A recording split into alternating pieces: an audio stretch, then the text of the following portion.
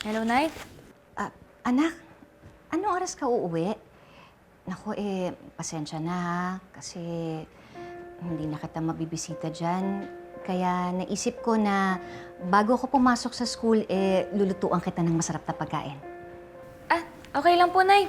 Late na rin po ako makakauwi kasi dami ko pa pong kailangan aralin eh. Tsaka dito na lang din po ako kakain bago po umuwi.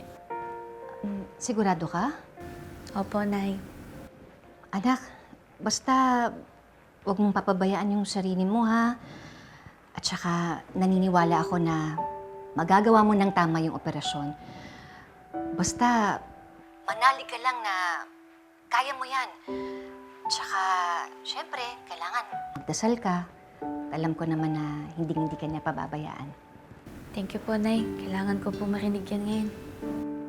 Anak, kung kailangan mo nang makakausap, nandito lang ako ha. Basta kung gusto mo lang na meron kang makakwentuhan o kung meron kang gustong sabihin sa akin, basta nandito lang ako, handa ako makinig sa'yo kahit na anong oras. Basta anak, mag-iingat ka ha. Love you, anak. Love you, Nay. Sige po. Sige, bye-bye.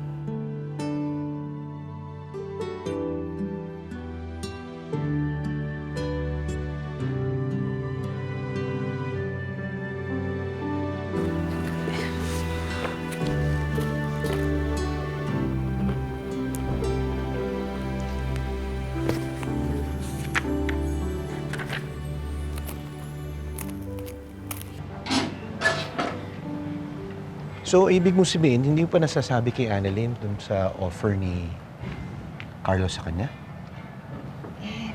Hindi pa eh. Papalipasin ko sana yung papalapit niyang surgery. Ayoko kasing meron siyang iniisip habang naghahanda siya para dun sa operasyon. Nakita mo naman, di ba? Talagang excited na excited si Annalyn dun sa case na yun. Paano yun pag naging successful yung operasyon? Mas lalo siyang hindi bibitawan ng Apex.